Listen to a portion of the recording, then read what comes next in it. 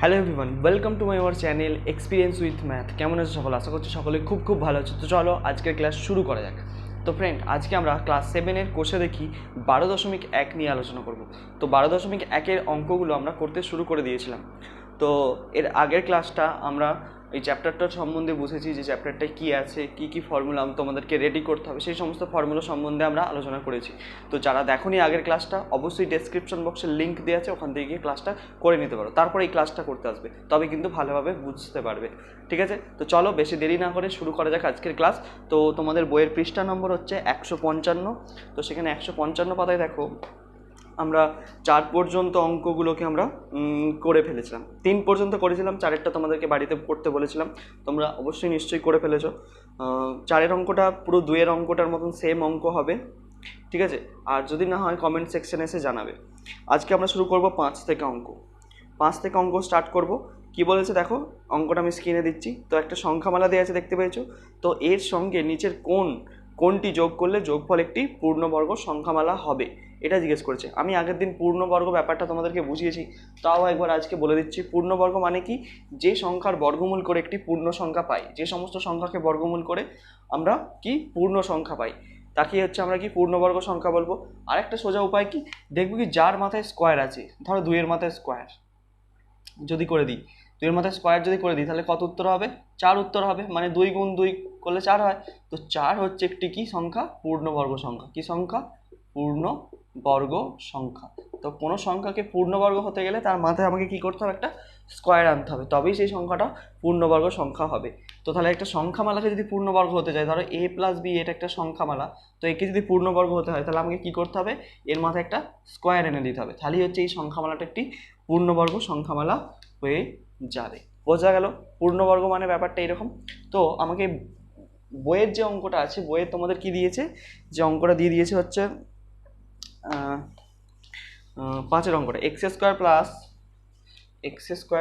5-এর অঙ্কটা দেখো, x square plus 1/4 into x, এর সঙ্গে কত যোগ করলে যোগফলটা একটি পূর্ণবর্গ সংখ্যামালা হবে। এর সঙ্গে কত যোগ করলে, তো আমরা সব সময় চেষ্টা করব কি, যে সমস্ত অঙ্কগুলোকে, মানে এখানে যে কটা অঙ্ক আছে সেগুলোকে ফর্মুলার সাহায্যে সলভ করা। ঠিক আছে, কিসের সাহায্যে সলভ করা? ফর্মুলার সাহায্যে। তো ফর্মুলার সাহায্য নিয়ে সলভ করবো। তো আমরা প্রথম কথা দুটো ফর্মুলার কথা তোমাদেরকে, যেমন হচ্ছে a প্লাস বি তার হোল স্কোয়ারের কথা বলেছিলাম। ফর্মুলাটা কি? a square plus 2ab plus B square. আচ্ছা, আরেকটা বলেছিলাম a মাইনাস বি তার হোল স্কোয়ারের ফর্মুলা কি বলেছিলাম? a square minus 2ab plus B square, এটা বলেছিলাম। তো দেখো এইখানে কীভাবে সলভ করি অঙ্কটা ভালো করে বুঝবে। এক্সকে আমি a ধরছি, তাহলে a স্কোয়ার লিখলাম, প্লাস আছে এখানে দ্বিতীয়টায় প্লাস দিলাম, তারপর 2a কত? X, 2ab। আচ্ছা, বি আমাকে এমন একটা সংখ্যা বসাবো যাতে হচ্ছে আমার এই পুরো সংখ্যাটা মিলে যায়, মানে এই সংখ্যাটা যেন মিলে যায়। যদি আমি দেখো এখানে আমি কত বসাবো? একের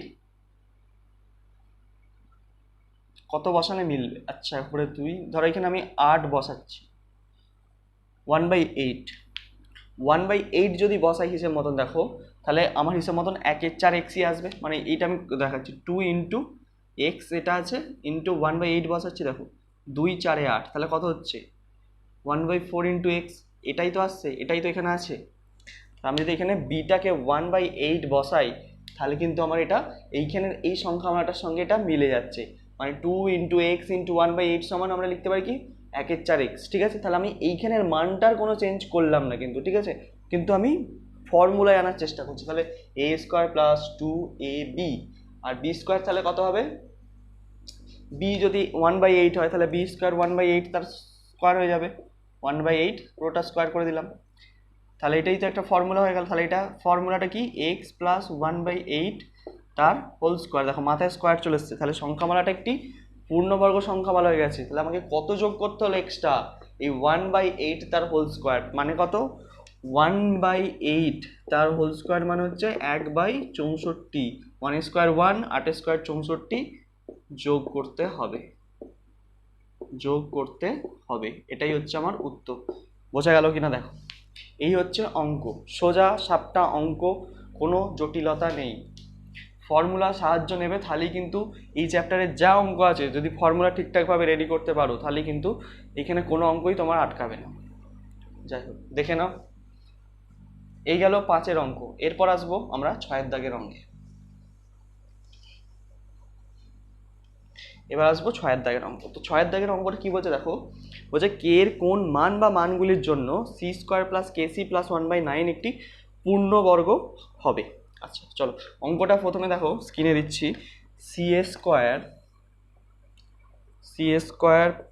kc + 1/9 কে এর কোন মানের জন্য, মানে কে এর মান, কে এর কত মানের জন্য এই সংখ্যামালাটি একটি পূর্ণবর্গ সংখ্যামালা হবে।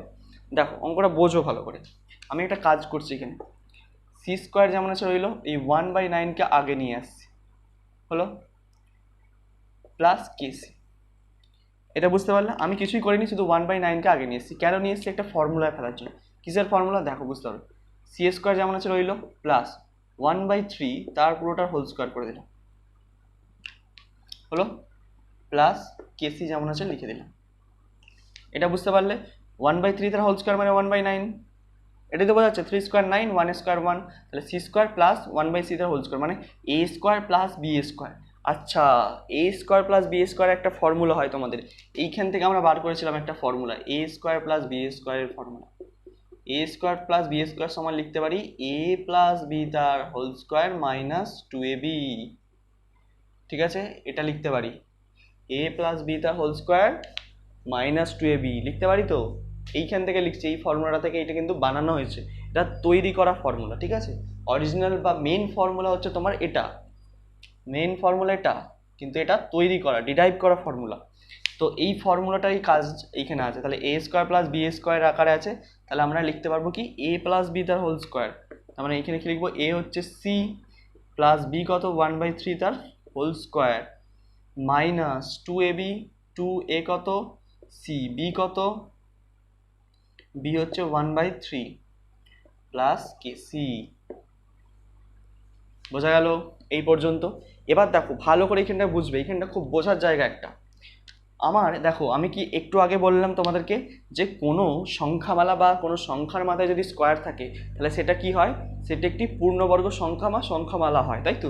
তাহলে এখানে ভালো করে দেখো তো, সি প্লাস এইটার উপর দেখো সি প্লাস 1/3 তার হোল স্কোয়ার মানে কি, স্কোয়ার আছে মানে একটি সংখ্যামালা, তার মাথায় স্কোয়ার দেওয়া আছে, তাহলে এটা একটি পূর্ণবর্গ সংখ্যামালা, তাই তো? এটা একটি পূর্ণবর্গ সংখ্যামালা। কিন্তু এইখানে আবার মাইনাস এই এতখানি একটা জিনিস আছে, এই জিনিসটা, তো এই জিনিসটাকে যদি আমি কোনো মতে জিরো করে দিতে পারি, এটাকে যদি জিরো করে দিই তবেই সংখ্যামালাটা হচ্ছে একটি পূর্ণবর্গ সংখ্যামালা হবে, তাই তো? এটাই তো বোঝাচ্ছে আমাকে। তখনই সংখ্যা মানে ধরো আমি তোমাকে একটা উদাহরণ দিচ্ছি, তাহলে বুঝতে পারবে ভালো করে। আমি বলছি 4² প্লাস 2 লেখা আছে, 4² প্লাস 2। আমি বলছি এই সংখ্যামালা একে একে যদি 4² মানে 4² একে যদি পূর্ণবর্গ সংখ্যা হতে হয়, পূর্ণবর্গ সংখ্যা যদি হতে হয় তাহলে আমাকে কি করতে হবে, এই 2টাকে জিরো করে দিতে হবে। মানে একে 2টাকে যদি না থাকতো, মানে 2টা যদি জিরো হয়ে যেত তবেই তো এই সংখ্যামালাটা একটি, এই সংখ্যাটা একটি একটি কি পূর্ণবর্গ সংখ্যা হতো। তো সেটাই করব, তাহলে এই 2 সমান আমরা কি করব, 0 করব।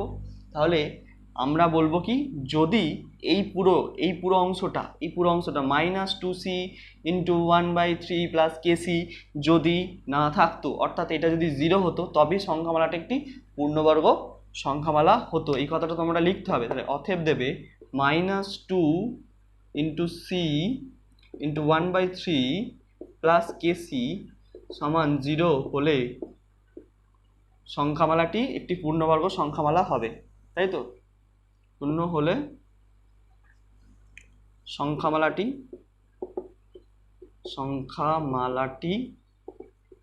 একটি পূর্ণবর্গ সংখ্যামালা হবে, একটি পূর্ণবর্গ সংখ্যামালা হবে। ঠিক আছে, এটা লিখবে কথাটা, এই কথাটা লিখতে হবে যে এই পুরো পার্টটাকে 0 হতে হবে। তাহলে এইখান থেকে দেখো এবার আমরা কে এর মান বার করে নিতে পারবো। তাহলে কে এর কোন মানের জন্য আমাকে জিজ্ঞেস করেছে, এই যে একটা দেখো সমীকরণ আকারে তৈরি হয়ে গেছে মাইনাস 2c। আচ্ছা, এটাকে একটু সিম্পলিফাই করে দিচ্ছি, মাইনাস 2c/3 প্লাস কেসি সমান 0। এটা একটু সিম্পলিফাই করে নিলাম গুণ করে।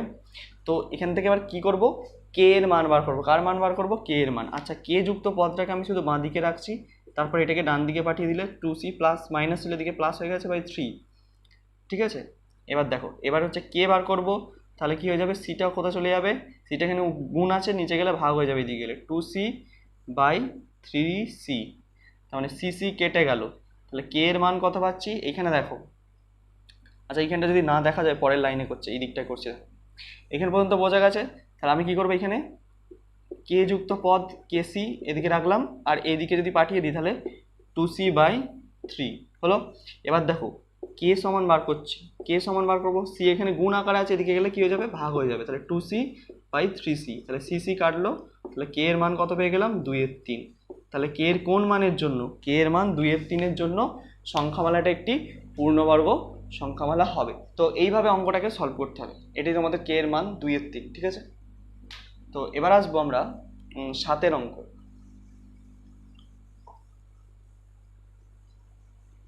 এবার আসবো আমরা 7 অঙ্কতে।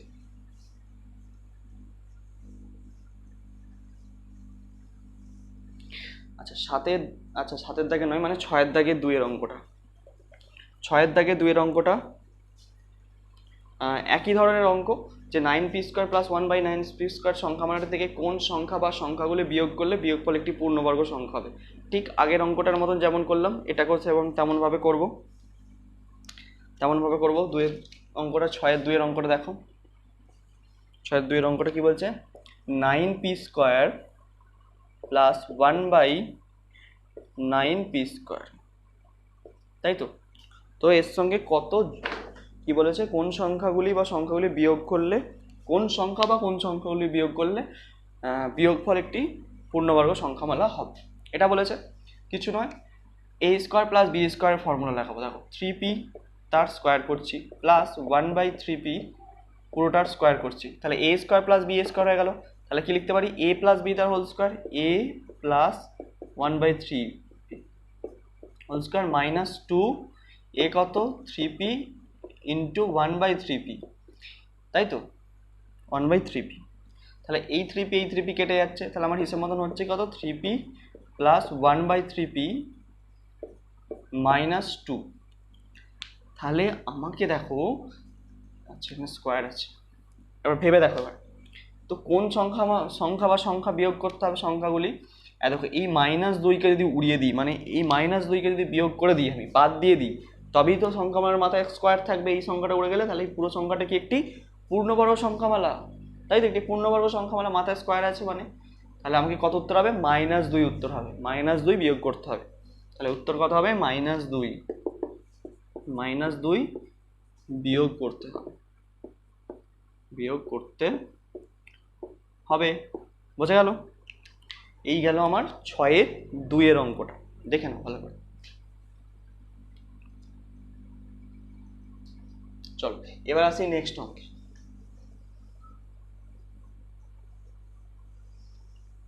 নেক্সট অঙ্ক কি বলছে, 6-3 অঙ্কটা। 6-3 অঙ্কটা ঠিক 2 দাগের অঙ্কটার মতো। দেখো করিয়ে দিচ্ছি, পুরো 2 দাগের অঙ্ক। 3 অঙ্কটা দেখো,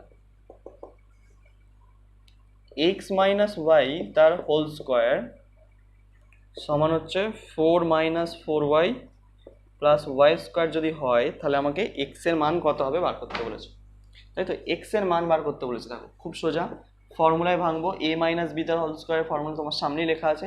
তাহলে কি লিখবো, এদিকে একটা অর বা বার দেবে, a² - 2xy প্লাস y² সমান হচ্ছে 4 - 4y প্লাস y²। হলো, ভালো করে। এবার কি করব আমি, দেখো দুদিকটা ভালো করে দেখো, বাম দিকটার সঙ্গে ডান দিকটা কি করব, তুলনা করব।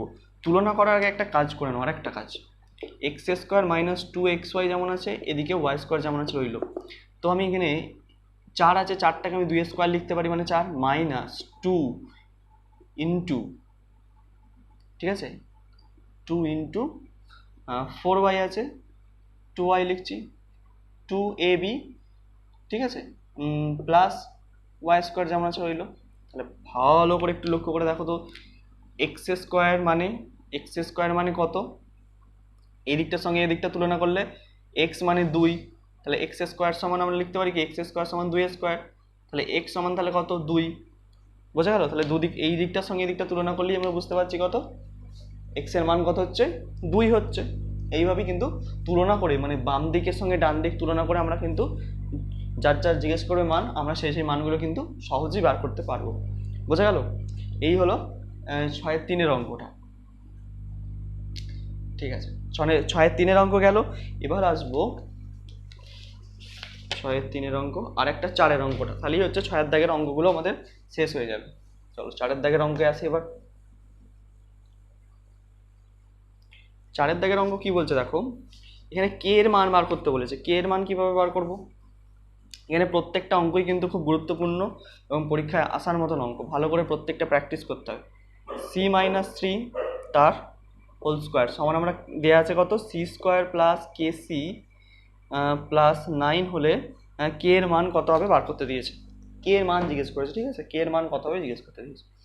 তো এটা a - b তার হোল স্কোয়ার, খুব সোজা। আর দিলাম a² - 2ab প্লাস b² সমান c² প্লাস kc প্লাস 9 হলো। এবার দেখো ভালো করে দেখো, c² একটু সাজিয়ে নিচ্ছি, 3 2 6 6c প্লাস 3² মানে 9 সমান c² প্লাস kc প্লাস 9, ঠিক আছে? তো উভয় দিকটাকে যদি ভালো করে তুলনা করো তাহলে আমরা লিখতে পারি কি kc সমান লিখতে পারি -6c, kc সমান কত লিখতে পারি -6c, ঠিক আছে? হলো দুদিকটা তুলনা করে। তাহলে এই কে এর মান বার করতে cc কেটে গেল এদিকে দিক, তাহলে কে সমান তাহলে কত পেলাম -6, এটা হচ্ছে তোমার আনসার। এইভাবে কিন্তু এই অঙ্কটাকে সলভ করবে, বোঝা গেল? তো এই ছিল আজকের ক্লাস, কতগুলো অঙ্ক ছিল এগুলো ইম্পর্টেন্ট মনে হলো, ঠিক আছে? তো এইভাবে তোমরা প্রত্যেকটা অঙ্ক স্টেপ বাই স্টেপ এক একটা করে ভালো করে বুঝে বুঝে করবে এই আশাই রাখি। আর নেক্সট ক্লাসে বাকি যে অঙ্কগুলো আছে সেগুলো নিয়ে আলোচনা করব। তো ততঅবধি মন দিয়ে পড়তে থাকো। All the very best.